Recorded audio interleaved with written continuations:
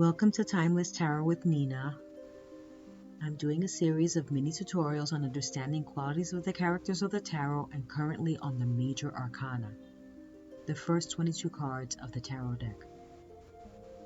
The major arcana are referred to as trump cards.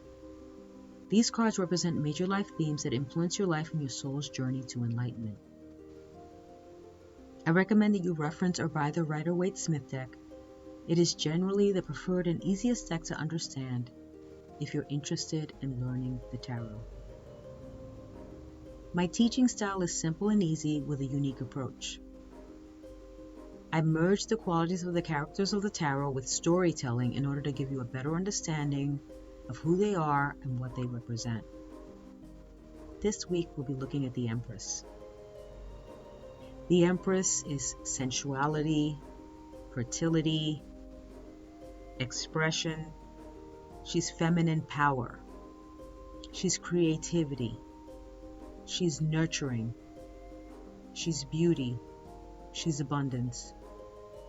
She's motherhood. She's grounded in nature. She represents the creation of life. She's romance, art, or a new business. She's new opportunities. She can signify pregnancy or ideas ready to be born. She brings abundance and blessings in the readings of those she meets. She sits in an abundance of nature. She tells you that you should work on your ideas and bring them forth. You will be rewarded and well cared for in your efforts in doing so.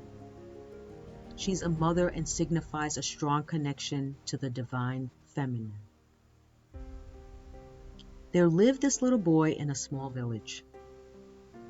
The village merely had 100 houses. No house had a proper floor. He had a dream.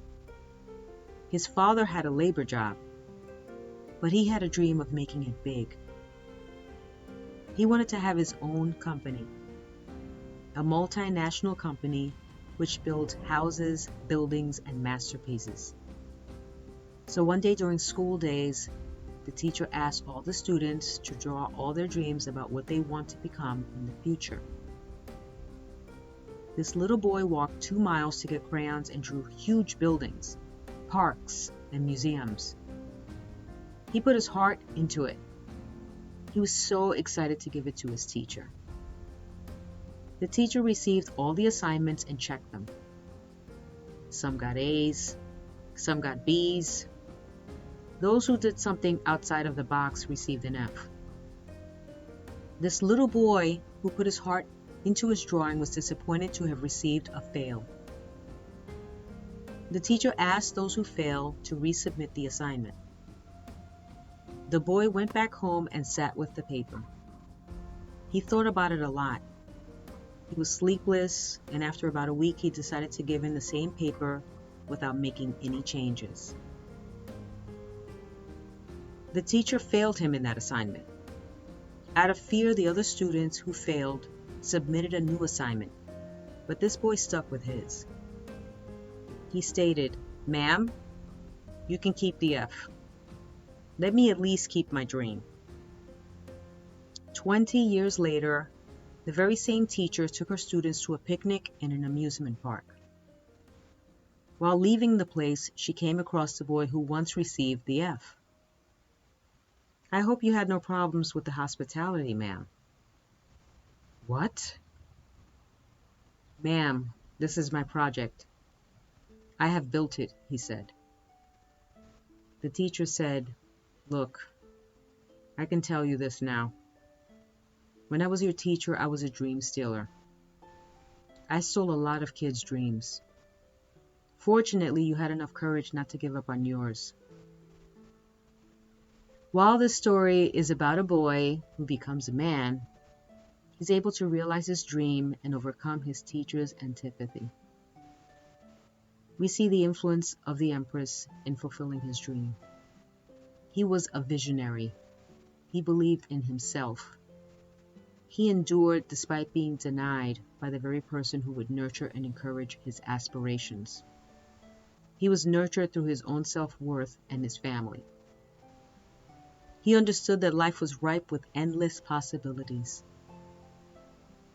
Being creative is not so much the desire to do something as to listen to that which wants to be done. The dictation of the materials. A queen on her throne is a woman who has mastered herself.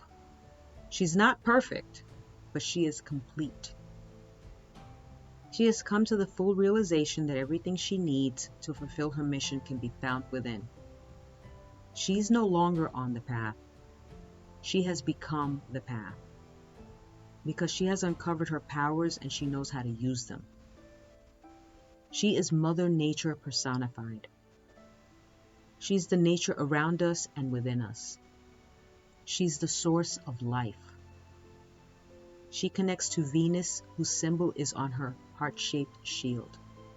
She wears a crown of stars and holds a scepter indicating royalty and power. She's ruled by love, peace, and harmony. She's the symbol of fertility and luxury. She's the archetype of divine, feminine power. She shows us to embrace our nurturing side. She communicates with loving grace. She shows us to be nurturing, to be gentle. She's the incarnation of motherhood. She's beautiful, voluptuous. She's at peace. She's Mother Earth. Her bounty blesses everyone around her. She represents the love of home and family. Her appearance shows us long-term growth. Everything you sow will come into fruition. She is a symbol of love, sensuality, sexuality, a beautiful long-term relationship. The creative is a place where no one has ever been. You have to leave the city of your comfort and go into the wilderness of your intuition. What you'll discover will be wonderful. What you'll discover is yourself. Everything she creates is part of her and comes often painfully from her very core. She is the Empress of Love. Do you remember a time in your life when you were her? When you knew and understood your place in the world? What you knew you could and would achieve and were comfortable in that? Do you remember experiencing that loving, caring encouragement from a family member, a friend, or a mentor? The Empress is always looking after us in our lives. Please comment down below on how you see or what your thoughts are about the Empress. If you enjoyed this video, please like, subscribe, and click the notification bell. If you're interested in a personal reading, you can email me at ninalove@email.com. I'll leave a link for that down below. Thank you so much for watching.